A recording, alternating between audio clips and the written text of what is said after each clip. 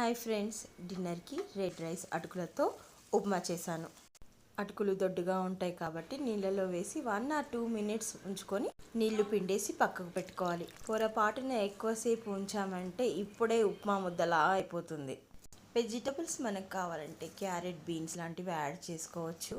ఇంకా నేను కటింగ్ పని లేకుండా తొందరగా అయిపోవడం కోసం వెజిటబుల్స్ ఏమీ వేసుకోలేదు.